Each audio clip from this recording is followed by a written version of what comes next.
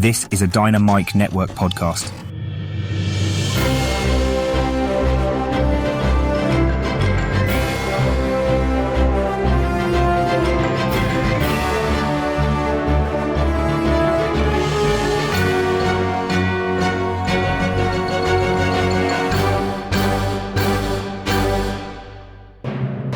Hi, welcome to the Dynamic Duel podcast, a weekly show where we review superhero films and debate the superiority between Marvel and DC by comparing their characters in stat-based battle simulations. I'm Johnny DC. And I'm his twin brother, Marvelous Joe. And in this episode, we are doing a duel between the sword-wielding fantasy-esque characters of DC's Amethyst and Marvel's Black Knight. Yeah, Black Knight is actually one of my favorite characters. I don't know why, but I've always just kind of gravitated toward him. I was really excited when he was in the Eternals movie played by Kit Harington, although it was just Dane Whitman. We didn't actually get to see the Black Knight. Maybe eventually we'll get to see the character in the MCU at some point, but I know for a fact that we will never see Amethyst in live action. That's all I know. Well, that's not true at all. Actually, James Gunn has hinted that they're looking into doing an Amethyst movie. He's hinted at a lot of things, okay? Amethyst would actually be a spectacular movie. It's like the ultimate girl fantasy story. It's an isekai where she's like a forgotten lost princess. It's tailor-made for that demographic. Cool. Yeah, it is. I have daughters. It's really cool. I have a daughter too, but there's no way I'd ever let her watch it. Not because it wouldn't be good, but because it's DC and it's forbidden in my house. Oh yeah, I get that. To this day, like anytime I put in a new movie, my girls ask me, wait, is this a Marvel movie? Are you trying to trick us into watching a Marvel movie? And I'm like, why would I do that? You indoctrinating piece of shit. Well, I hope Black Knight wins because of that, and we'll get into that matchup later on this episode. Before that, we're going to break down the latest comic book, actually video game news that came out this past week. Yeah, there's not a lot of movie news, but we did get the official gameplay trailer for Marvel's Wolverine. That's going to be on the PlayStation. As always, we list our segment times in our episode description, so feel free to check out the show notes if you want to skip ahead to a particular topic. Our artificially intelligent duel simulator, AJ9K, has a quick message for our listeners, so listen up. Why, hello there. Do you want even more from this podcast? Then become a part of the Dynamic Duel community on Patreon, where you can choose from 3 tiers. The Dynamic 2.0 tier gives you access to our Discord chat server, the Fantastic 4 tier gives you 2 bonus episodes each month, and the X-Force tier makes you an executive producer of this show. Lastly, the Dynamite Podcast Network tier lets you create your own podcast using this Monte Carlo simulator. Johnny and Joe will help you develop your show, provide graphic support and consultation, and get you simulation results. Pitch the twins your ideas via email at dynamicduelpodcast@gmail.com. Check it out at patreon.com/dynamicduel. Pip pip cheerio. Thanks, AJ9K, and thanks to everyone who supports the podcast. Guys, be sure to tune into the other shows in the Dynamite Podcast Network this week, including the Console Combat Podcast, where hosts John and Dean simulate battles between popular video game characters. In yesterday's episode, they determined who would win between Nightmare of Soul Calibur and War from Darksiders. Over on the Max Destruction podcast, hosts Scotty and Gilly pit your favorite action heroes from film and television against each other. On Wednesday, they're going to find out who would win between Werewolf by Night and Van Helsing. Werewolf by Night's obviously going to take that, obviously. No. It's Van Helsing, dude. He could transform into a werewolf. Spoilers. It's true. The Hugh Jackman version, right? Yeah, that's the version they're going with. The Hugh Jackass version. What? The fuck did you just say? The huge jack-off version. Oh, okay. On the Senjo World podcast, host Zachary Hepburn speculates on fights between fan-favorite anime and manga characters. In his next episode, Zach is revealing who would win between Whitebeard and Kenpachi, both from One Piece. Visit dynamicpodcasts.com or click the link in our show notes to listen to all of the shows in the Dynamite Podcast Network. But with that out of the way, quick to the No Prize! A No Prize is an award that Marvel used to give out to fans. Our version, the Dynamic Duel No Prize, is a digital award we post on Instagram for the person that we feel gave the best answer to our question of the week. Last week, we asked you guys, what was your favorite story within the Deadpool-Batman crossover comic book, and why? And we got one answer! Yeah, I don't know if a whole lot of listeners of this show actually read the comic books, because, only a single person called in. So congrats to Noah Terry, you win this week's No Prize. And he said, Hey guys, within the Deadpool / Batman crossover comic, we all know the best story, and that's the Dead of Night, where the Dark Knight and the Merc with the Mouth meet up. It's just the perfect team up I never knew I needed. It's hilarious. The art is amazing. The story is fantastic. Not to say that the other stories weren't solid, but this was definitely a no-brainer first pick for me. So that's my answer. Thanks. Bye, guys. I think one of the best things about the Deadpool Batman crossover comic book was how clearly the writer seemed to nail Ryan Reynolds' voice. Just his comedic style that the character has used in the films, which is mostly on par with Deadpool's comedic style from the comic books. It was just a joy to read. When I read Deadpool comic books now, it's definitely in Ryan Reynolds' voice. When I read Batman, it's definitely in Kevin Conroy's voice. The Joker showed up in that issue. I definitely read it in Mark Hamill's voice, and it was all just so well written and clear and hilarious on top of everything else. It was such a blast. Like Noah said, it was the crossover event I didn't know I needed. Yeah, I was not really looking forward to a Deadpool Batman crossover because we've had so many Batman crossovers, and I never really wanted to see him go up against Deadpool, not realizing that they are the perfect foils for each other.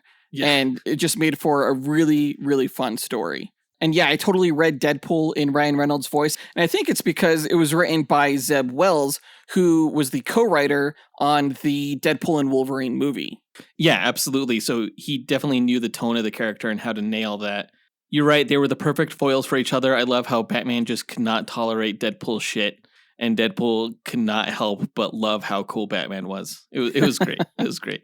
But besides that one, what was your favorite storyline? Well, as much as I wanted to like the Daredevil Green Arrow crossover, it was too cliche for me, which was surprising given that it was written by Kevin Smith, who was a solid comic book writer. I think actually the one that surprised me the most was the Wonder Woman and Captain America crossover. Oh, man. Because the reveal that it was a conjoined Marvel and DC universe out of the multiverse was a pretty good twist.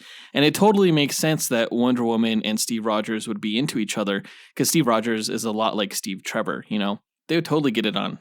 Dude, I want more from the Infiniverse. I think that's what they called it in that storyline. Yeah. Because that was spectacular.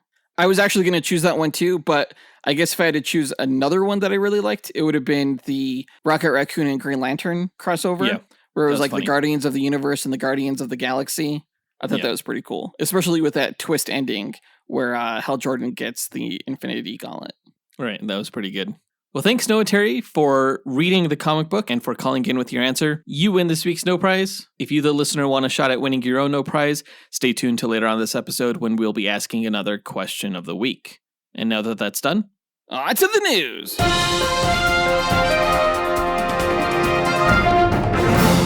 All right, this past week, we got the first official gameplay trailer for the upcoming Wolverine video game made by Insomniac for the PlayStation 5. It's coming out late in 2026, about a year from now. It looks really damn good. As good as the Spider-Man game is for the character of Spider-Man, this game looks like the same level of quality for the character of Wolverine. The movement of the character through the environment, the camera motions, and the fight mechanics look just so well polished and true to character. It just looks amazing. And hyper violent, as it should. Right. I mean, I would expect no less from a Wolverine video game where you straight up stab people in the face. I will say that this trailer got more violent than I was expecting. It's definitely rated M for mature. We're talking like Mortal Kombat levels of violence, as opposed to like Spider-Man levels of violence from that video game. We see him straight up rip dudes in half down the middle. And what I thought was interesting too is that these guys are also like part robots, seemingly, or they're wearing like some high-tech gear. I thought we would have seen Wolverine tear into a couple of robots, but they were like, nope, all humans. Yeah, these robots are going to have blood, right? He's not just tearing through circuitry here. We're going to make sure that they're at least cyborgs. So there's some blood, is what the developers said. Yeah.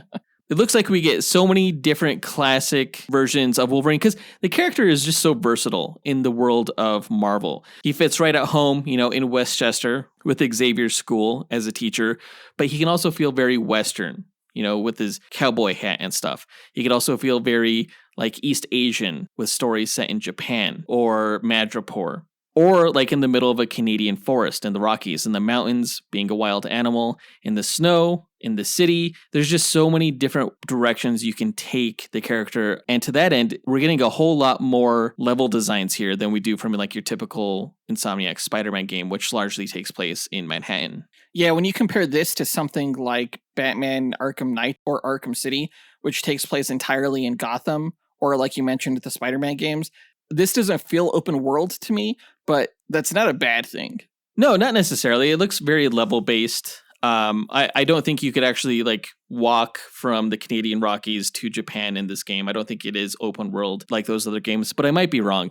You know, you may just have to go to the airport and then there'll be a cutscene where he's traveling or something. He does have his motorcycle in a few of these levels, which looks super sick, wearing that yellow costume. The yellow costume, which looks very influenced by the design that was in the MCU in the Deadpool and Wolverine film.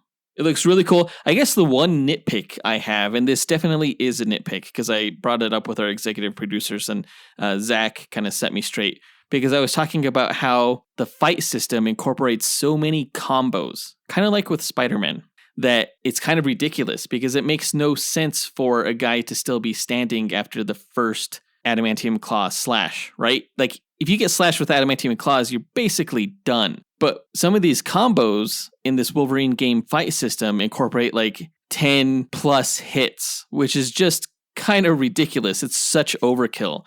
But Zach, one of our executive producers and the host of Central World, was like, yeah, but Wolverine's kind of about overkill when he's in his berserker rage modes. To which, you know, that's fair. Yeah, he'll keep slashing even though you're dead. Yeah, I mean, like, if you get slashed in the face, do you really need to be slashed in the chest and in the gut and in the arm and in the neck and in the face again? I don't think so. Yes, according to Wolverine. It's just not a very efficient fighting style, I'll say that. It looks like Omega Red is going to be one of the villains. Yeah, we see Omega Red, we see Mystique in the video game. There's a Sentinel, which looks like it's going to be a really cool fight scene. I don't know who the main bad guy is, if it's like, I don't know, Sabretooth or Romulus. I hope it's not Romulus, I hate that character, but somebody else. We'll have to wait and see. So are you picking up a PlayStation 5 for this? Maybe. I mean, I'm overdue on playing the Insomniac Spider-Man games. If this game does really well too, it sounds like Insomniac is going to make a whole lot more Marvel video games, and I just need to get back up on that horse, on that video game horse, because I haven't been a big gamer in about 5 or 10 years now.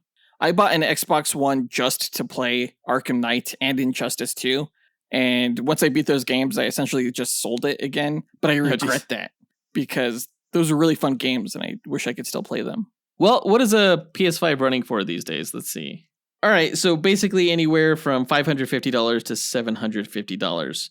I'll get back to you on when I will pick that up. Maybe next year when the price comes down. But speaking of superhero video games, that brings us to our question of the week.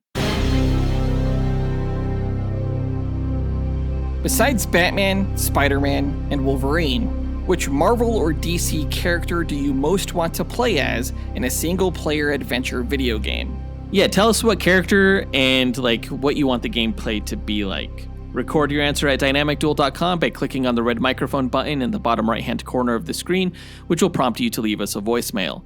Your message could be up to 30 seconds long, and don't forget to leave your name in case we include you on the podcast. We'll pick our favorite answer and award that person a Dynamic Duel No prize that we'll post to Instagram. Be sure to answer before October 4th.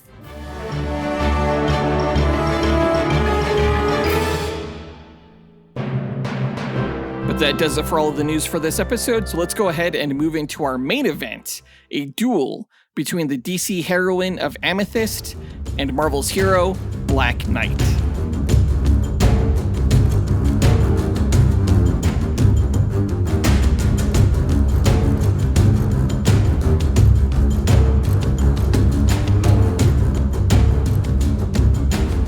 Okay, Amethyst versus Black Knight. As I mentioned earlier, these are two fantasy characters, with Amethyst coming from Gemworld and Black Knight being tied to Arthurian legend and Avalon.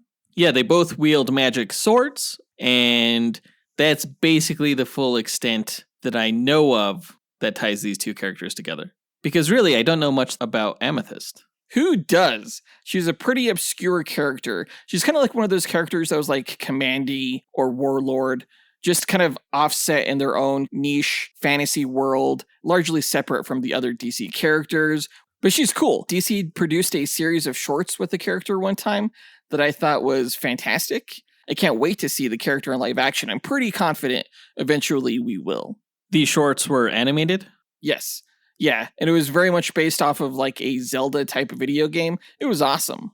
Are you able to watch them on HBO Max, or were they just on the DC Universe app back when that was around?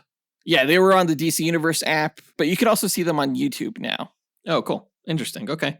Well, the Black Knight never got his own shorts, but he did show up in an episode of the Avengers Earth's Mightiest Heroes cartoon, but he didn't have a speaking appearance. Oh, he was just like a background cameo? Yeah, basically. Doesn't count. I really did like the casting of Kit Harington as Dane Whitman, though. It's going to go somewhere eventually, and I can't wait to see it. Yeah, seriously, get the guy his own movie already. What the Seriously. fuck, Marvel? What are you guys doing? Fucking dumbasses. Get your shit together.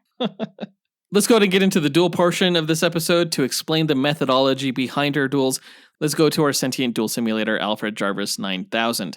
AJ9K, tell our listeners how you go about determining a winner in our duel matchups. Yes, of course, sir.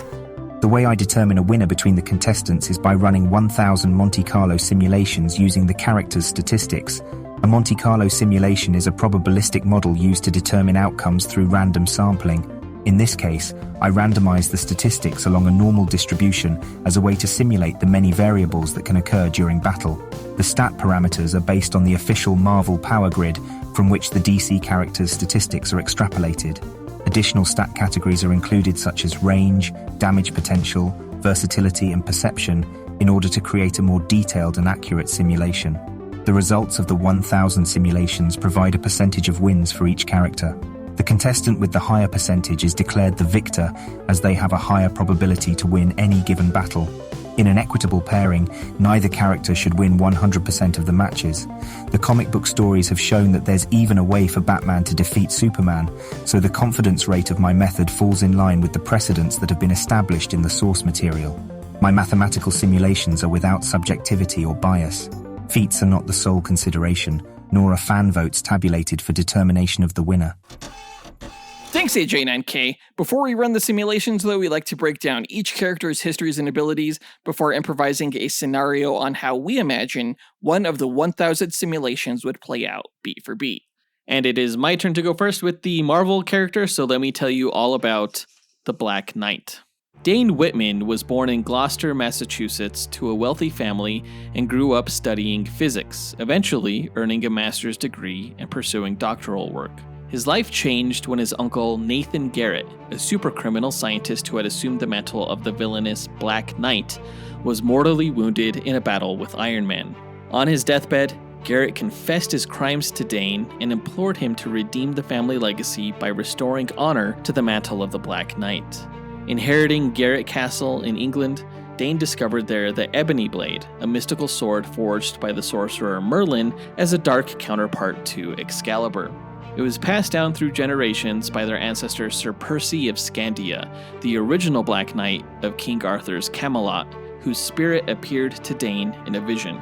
He explained that the Ebony Blade carried a blood curse, that every time it drew blood, it would drive its wielder closer to madness. Dane accepted the burden and claimed the weapon as his own. Initially, Dane sought to infiltrate his uncle's former allies, the Masters of Evil, in order to bring the team down from within. During this time, he encountered the Avengers, but was mistaken for his uncle Garrett and was attacked. After proving his true intentions, he aided the Avengers, becoming a trusted ally and later a full member of the team. You can learn more about the Masters of Evil and Avengers in their respective duels against the Legion of Doom and the Justice League. Using his scientific knowledge and engineering skills, Dane created a genetically engineered winged horse named Aragorn and designed advanced weaponry, including a power lance. Though he wielded the Ebony Blade, he was always wary of its corrupting influence. Dane soon became entangled in mystical adventures. Fighting alongside the Defenders, his spirit was drawn back to the 12th century where he inhabited the body of his ancestor, Sir Eobar Garrington, during the Crusades. There, he fought in years of bloody warfare under the Ebony Blade's influence, battling the Fomor, a monstrous race from Irish mythology. During this time, Dane allied with the time-displaced Avengers and the Eternal Circe. Eventually, a druid returned his spirit to his own restored body in the modern era, and Dane resumed his role as Black Knight. The sorcerer Merlin soon summoned him, charging him and Captain Britain to battle the villain Mordred and the demonic knight Necromon. Their campaign saw Dane briefly wield Excalibur when the Ebony Blade was destroyed, and fight beside the resurrected King Arthur. Though Camelot was ultimately destroyed, the Ebony Blade was reforged and returned to him, and he went home with his new winged steed named Valinor. You can learn more about Captain Britain in his duel against Uncle Sam. Back in modern times, Dane resumed active duty with the Avengers. His tactical mind and scientific expertise proved invaluable, particularly when geniuses like Iron Man or Hank Pym were absent. His life grew more complicated when the Submariner used the Ebony Blade to kill his monstrous wife Marina, reigniting the Blade's blood curse. Dane's body slowly began transforming and eventually succumbed to the curse completely. He was held at Garrett Castle by his friend Victoria Bentley, who attempted a restoration spell but instead summoned the spirit of Sir Percy from the court of King Arthur into Dane's body. Sir Percy adventured in the modern world for a time with a man named Sean Dolan as his squire, until the curse was lifted and Dane's own body was restored. To avoid the Ebony Blade's curse again, Dane engineered a weapon called the Photon Sword that was essentially a lightsaber. His squire, Sean Dolan, was corrupted by the Ebony Blade and transformed into the villain Bloodwraith. In battle, Bloodwraith accidentally killed Victoria Bentley, devastating Dane. Despite this tragedy, Dane continued his service with the Avengers and eventually rose to become the team's field leader under Black Widow. In his personal life, he found himself caught in a love triangle between the Eternal Circe and the Inhuman Princess Crystal, both of whom you can learn more about in their respective duels against Firestorm and Tempest. Though bound to Circe through a mystical bond meant to stabilize her fraying mind, Dane's feelings for Crystal complicated matters. The situation grew dire when Proctor, an alternate reality version of Dane embittered by rejection from his world Circe, attacked. After Proctor's defeat, Circe exiled herself to another universe and Dane chose to accompany her, leaving Crystal behind. Dane and Circe's exile took them across realities, including to the Ultraverse, where Dane briefly became leader of the hero team Ultraforce. Returning to Earth after splitting from Circe, he joined the Heroes for Hire team alongside Luke Cage and Iron Fist.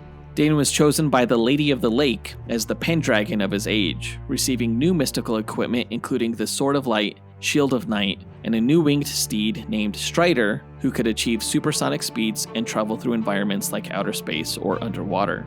Dane trained the Knights of Wundagore, a group of warriors created by the High Evolutionary, and briefly served with the British team Excalibur, later converting Garrett Castle into a museum chronicling the Black Knight's lineage.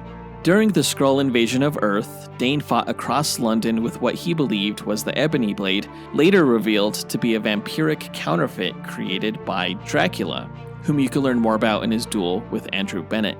Eventually reclaiming the real Ebony Blade from Wakanda, Dane fought vampires in Britain alongside MI13, the UK's paranormal intelligence division. The Ebony Blade's curse weighed heavily on Dane, and after nearly killing an opponent in a berserk rage, his deteriorating mental state led him to flee through a rift to a chaotic realm that he took over and transformed into New Avalon, serving as its protector. In time, Dane returned to Earth, fighting the evil organization Hydra with a team of heroes called Euroforce, and aiding the Avengers against cosmic threats like the Kotati. When Null invaded Earth with his symbiote hordes, Dane fought valiantly. However, Null revealed that the Ebony Blade did not corrupt its wielders, but instead fed upon their existing darkness, drawing strength from their flaws. This revelation forced Dane to confront his own inner demons and accept responsibility for his violent impulses. You can learn more about Null in his duel with White Lantern. Amidst this turmoil, Dane discovered he had a teenage daughter named Jax, secretly born years earlier to his college girlfriend. Around this time, the villain Mordred sought the Ebony Relics, which were a set of mystical items all forged from the same meteorite that formed the Ebony Blade, including the Ebony Dagger, Ebony Shield, and Ebony Chalice, the three of which could join together to form the Ebony Crown, a weapon of ultimate mystic control. Dane pursued Mordred through the mystic realm of Listen Eyes, discovering Merlin's secret betrayal. that the sorcerer, long ago, had pitted Arthur and Mordred against each other, knowing Camelot would fall. Mordred attempted to forge the ebony crown, killing Dane in the process. His daughter Jax then claimed the ebony blade and attempted to slay Mordred in a rage. However, Dane was resurrected by the ebony crown, defeating Mordred and reforging the relic into the Ebon Siege, a dark throne that projected visions to those who sat upon it. Expecting his daughter to reject him, Dane was surprised when she instead chose to share the burden of the ebony blade's curse, becoming a new Black Knight at his side. The two then divided their time between wielding the ebony blade as the Black Knight and guiding the other from the Ebon Siege. And that's Black Knight's history. Powers-wise, the Black Knight wields mystic relics, including armor forged by the Elves of Avalon and enchanted by the Lady of the Lake, which makes him highly resistant to both physical and mystical attacks. He has wielded a variety of weapons over the years, including the Power Lance, the Photon Sword, and the Sword of Light and the Shield of Night. But I'm going with his classic weapon of the Ebony Blade, which can cleave through any substance, even Iron Man's armor, and can deflect or absorb even the most powerful magic directed at it. It can be telekinetically summoned to its wielder, and its wielder can be injured but not killed, as the blade will resurrect them. The Ebony Blade is cursed in that it craves blood and corrupts its user to kill. If fully corrupted, the wielder becomes a blood wraith, a dark being who feeds on souls. Outside of his relics, the Black Knight is a gifted physicist, biologist, and engineer. He's an expert trained swordsman, is an expert in medieval history, and has a familiarity of the world of magic. And that's the Black Knight. What was the name of his Pegasus again? He's had 3 Pegasi. The first one was called Aragorn, the second one was called Valinor, and the third one was called Strider. So there were all references to the Lord of the Rings, Middle-earth. Is he going to have one of these horses in this speculation? I don't know. Do you want him to? He can. If Amethyst, I guess, is going to have a horse, is she? I don't know. Do you want her to? She can. First of all, Strider would absolutely murder Amethyst's horse, and I don't know if I want to speculate on horse violence. I'm sorry, Amethyst's horse isn't even a horse, it's a unicorn. It's a pegacorn. It would straight up impale Black Knight's horse. All right, we'll include him in the duel, but, we'll be gentle. We'll be gentle. Says you. Let me get into Amethyst's backstory. Amaya, princess of the House of Amethyst, was born in Gemworld to the Lord and Lady Amethyst, the realm's most powerful sorcerers. Their reign ended when the warlord Dark Opal rose against them, killing both and seizing control of their lands. In the aftermath, Gemworld's guardian, the witch mother Citrina, rescued the infant princess. To protect her from Dark Opal, Citrina carried Amaya across dimensions to Earth, where she placed the child in the care of Herb and Rita Winston. She cast an enchantment that caused the Winstons to believe Amaya was their own daughter, and the girl grew up as Amy Winston, unaware of her true heritage. For 13 years, Amy lived a normal life in the small town of Hudson, never suspecting her extraordinary origins. But as her 13th birthday approached, Citrina's spell began to weaken. On the night of her birthday, Amy received a mysterious amethyst pendant, the key to her true destiny. Soon after, a creature from Gemworld breached the barrier between worlds and abducted Amy, dragging her through the portal to her birthplace. Crossing into Gemworld caused her to age rapidly, transforming from a young teenager into a grown woman. Rescued by Citrina's agents and brought before the Witch Mother herself, Amy finally learned the truth of her lineage. She was Princess Amethyst, heir to a fallen house, and the only one who could oppose Dark Opal's rule.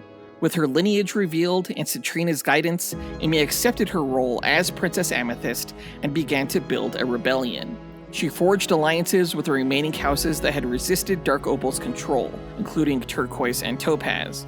Though new to her powers, Amethyst quickly mastered the use of crystal-based magic and martial combat, wielding enchanted weapons and artifacts tied to her gemstone heritage. She led an uprising against Dark Opal's forces, culminating in a siege of his fortress, where she faced him in battle and ultimately defeated and killed him, restoring the freedom of Gemworld and reclaiming her family's throne. Amy returned to Earth after her victory, attempting to resume a normal life, but her connection to Gemworld could not be severed. Conflicts erupted once more among the noble houses in her absence, and Amy returned to Gemworld to stabilize the realm. As her influence grew, she attracted the attention of greater magical forces, including the Lords of Chaos. Dr. Fate revealed to her that she was not merely a noble, but a Lord of Order, like her father, a powerful being meant to preserve balance in the multiverse. This made Amethyst unique among the Lords of Order, as she had been born into a human form and carried the dual identity of mortal and cosmic being. You can learn more about Dr. Fate in our Dr. Fate vs. Doctor Strange Duel episode. She continued to act as Gemworld's protector, returning to Earth once again to help repel the Spectre who had turned against magic.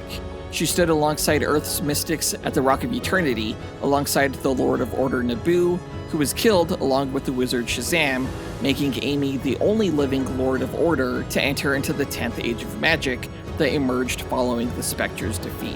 Upon Amy's return to Gemworld, she learned that Gemworld had fundamentally been altered by the shift in magic. With Gemworld now known as Xerox, the realm was engulfed in civil war. Amethyst fought to preserve what remained of her home, and when the magic wars devastated the realm, she was seemingly destroyed along with it. However, she later emerged on Earth and served as one of its protectors for a time. Following the Flashpoint reset of continuity, Amy Winston's history was reimagined.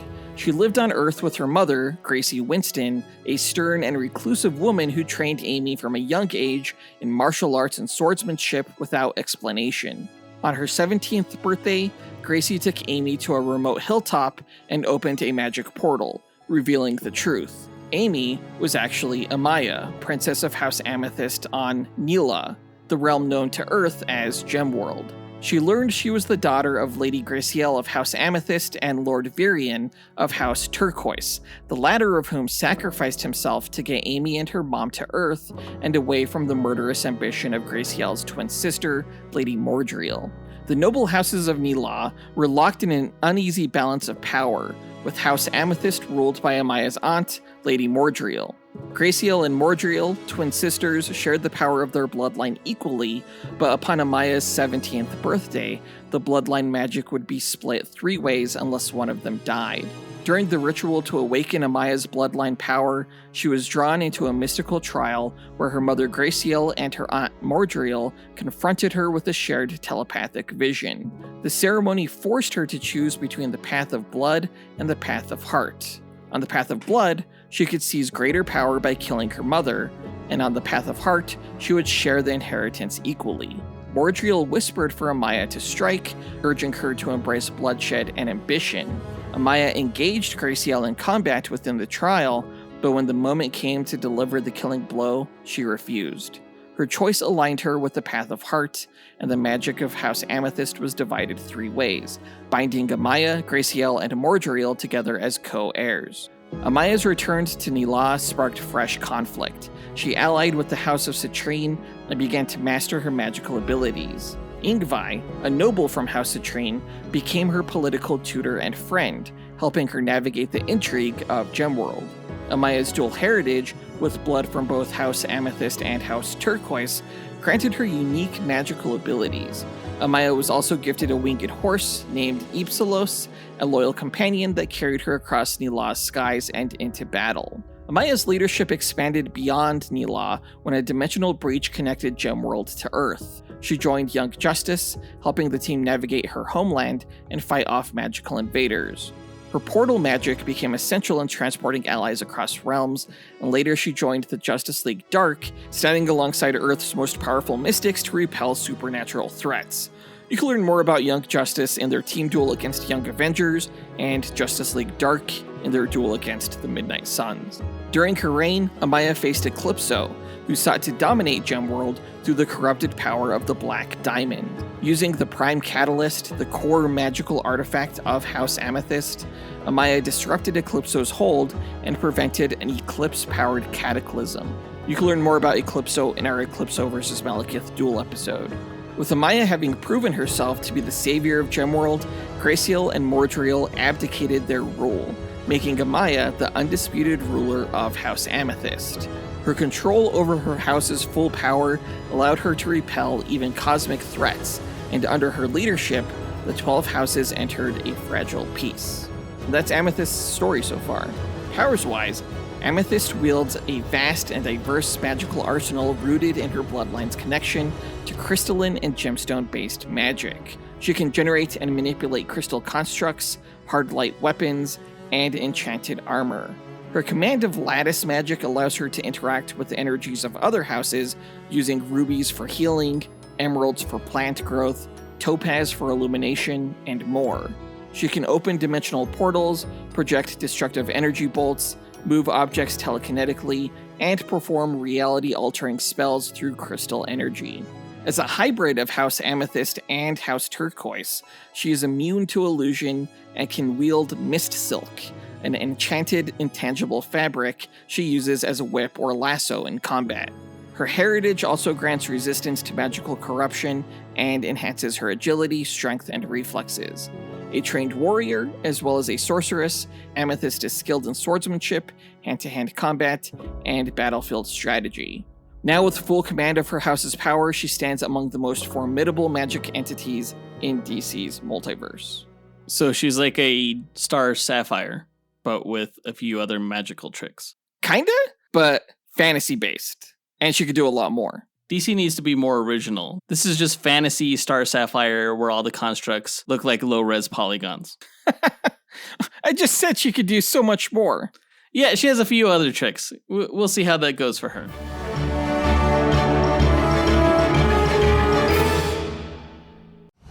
In a world where fantasies collide and heroes clash, one podcast network rises above the rest.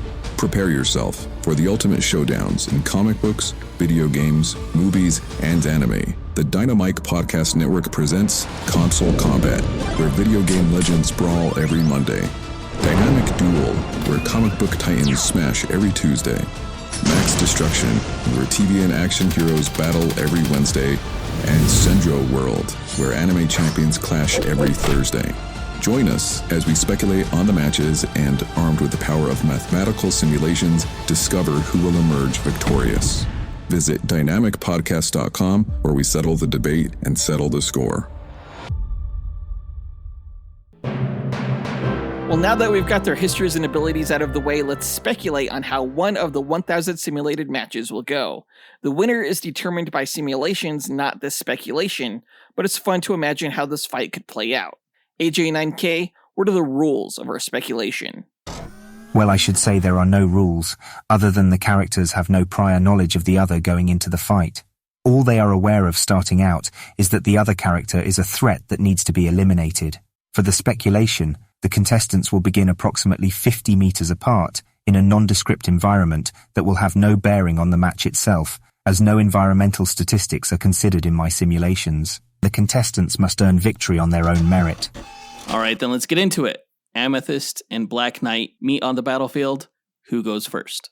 I say they both actually start off atop their winged steeds. Strider, or whatever the fuck his name is, and Ipsilos.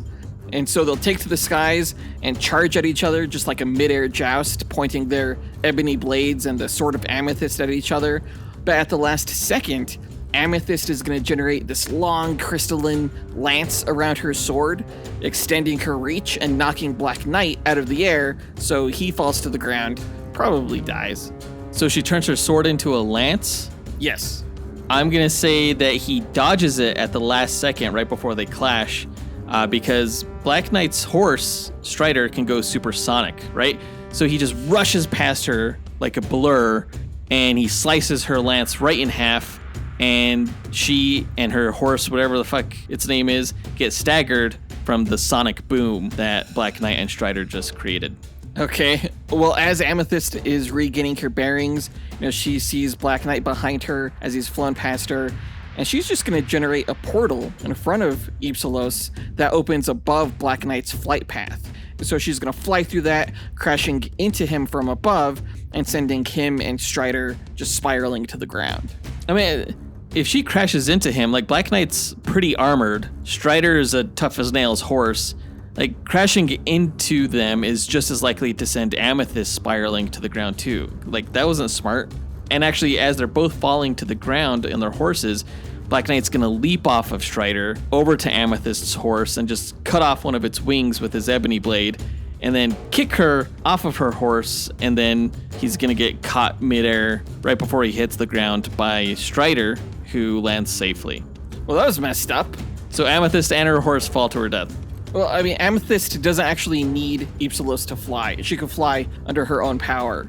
So as she's landing on the ground, she's going to send her Mist Silk toward Black Knight because she can control it. It's like a scarf, a magic scarf.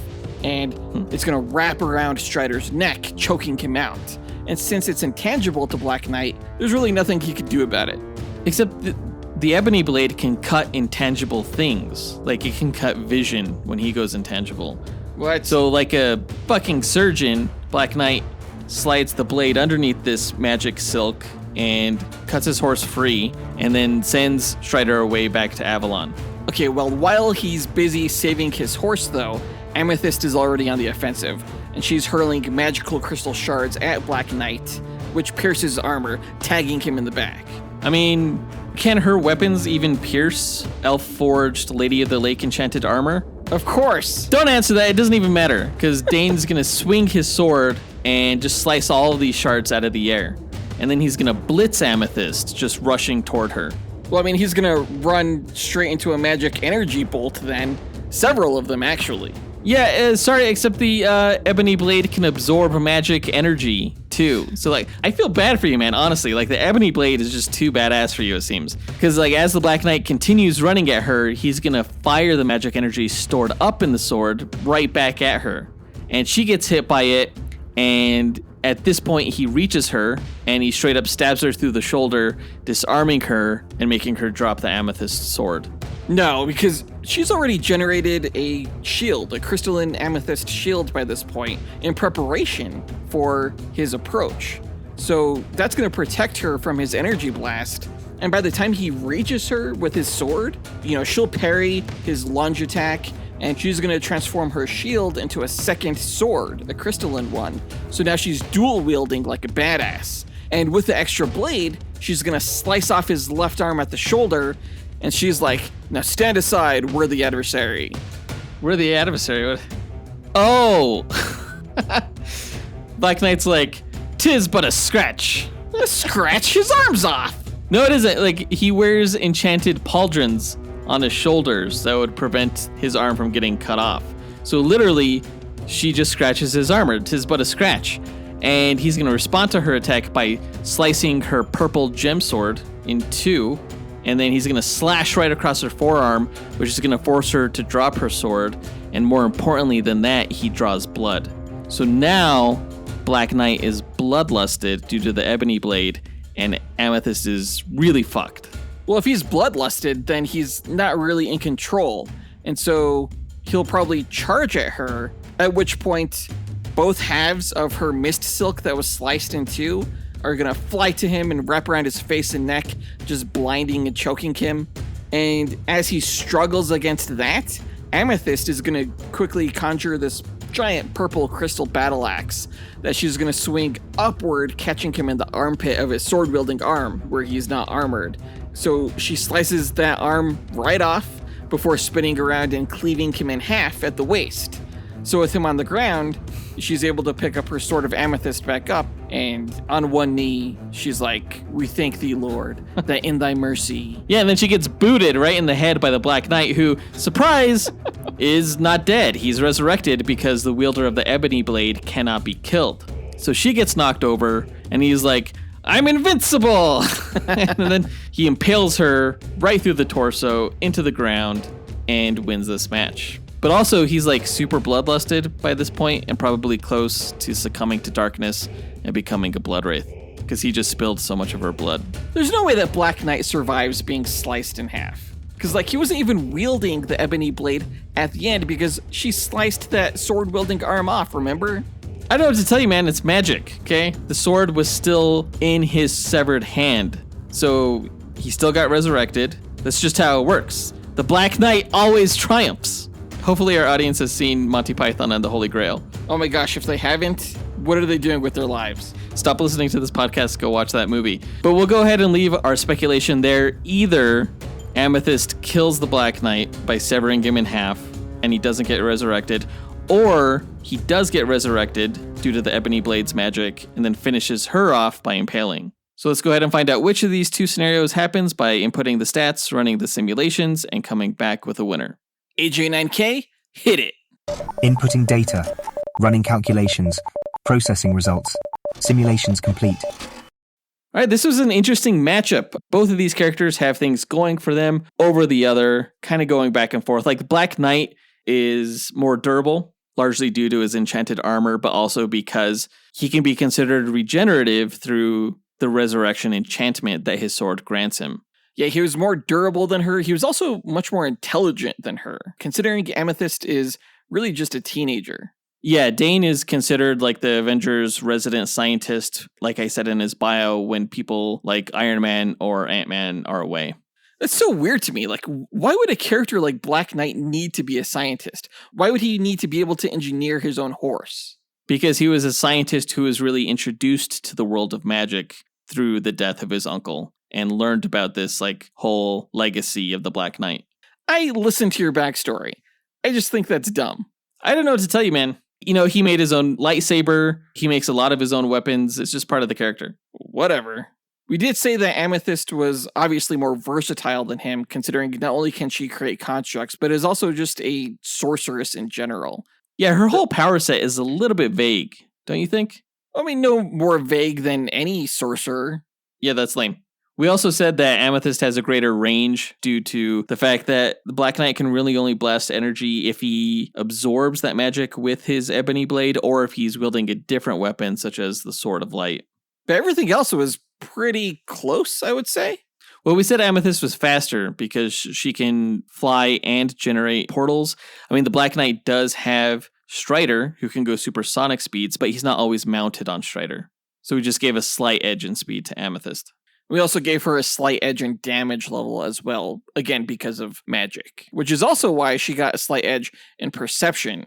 Because of her noble blood, she's able to perceive things that other people can't, including magical illusions. She sees right through them. That all said, Jonathan, who's taking the win on this one? I'm going to say Amethyst. I know you really like Black Knight. I just don't think he has enough going for him in this match. Well, that was dumb. That was a dumb thing to say. Maybe. I mean, Instagram probably agrees with you because 54% of them sided with Black Knight to be the winner. But I feel like that's probably just because Amethyst is a fairly obscure character. Or maybe it's just because you don't want to admit it to yourself. Let's find out. AJ9K, the results, please. Here you are, sir.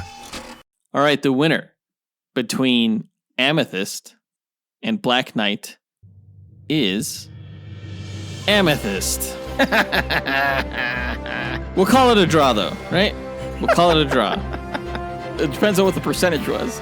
Out of 1,000 simulated matches, Amethyst won 674 of them compared to the Black Knight's 326 wins. So it was 67.4% over 32.6%. I'm sorry, that is definitely not a draw. Amethyst wins this, hands down, as she should, because she's a pretty powerful sorceress. I guess Black Knight is kind of like the Avengers equivalent to Wolverine in a sense, in that his primary power is that he can cut through anything and kind of goes into these berserker rages on occasion. If you think about it, it does make sense that it wouldn't hold up to someone as versatile as Amethyst. Maybe I should have gone into this match with his Sword of Night and Shield of Light. Joseph, no one cares. He's a loser. He lost. I have one thing to say to Black Knight. None shall pass. Okay, Gandalf. Oh, that was you shall not pass, right? Yeah. Okay. Congrats to Amethyst. That does it for this duel. AJ9K, help close us out. Thanks for listening to Dynamic Duel. Visit the show's website at dynamicduel.com and follow us on Instagram at Dynamic Duel Podcast. You can support the show on Patreon at patreon.com/dynamicduel and joining a tier that works for you, or by rating and reviewing Dynamic Duel on Apple Podcasts, Spotify, Podchaser, or on our website. Don't forget to listen to the other shows in the Dynamite Podcast Network, including Max Destruction, Senjo World, and Console Combat. All right, the next episode is where we're going to get them, guys, because we're going to find out who would win in a fight between Ocean Master, the Aquaman villain, and Hellstorm, aka Damien Hellstrom, who is the son of Satan. So it's tridents versus pitchforks, Water versus fire, it's going to be a good one. And it's kicking off our spooky October season where we're giving you all duels all the time. We're actually pushing our Peacemaker review to November just so we could get in all of the spooky duels this upcoming month. So look forward to those, guys. That does it for this episode. We want to give a big thanks to our executive producers, John Starosky, Zachary Hepburn, Dustyn Balcom, Miggy Matanguihan, Nathaniel Wagner, Levi Yeaton, Austin Wesolowski, AJ Dunkerley, Nick Abanto, Scott Camacho, Gil Camacho, Adam Speas, Dean Maleski, Devin Davis, Joseph Kersting, Josh Liner, Mike Williams, and Paul Graves for helping make this podcast possible. We'll talk to you guys next week. Up and away! True believers. So logically, if she weighs the same as a duck, she's made of wood, and therefore a witch.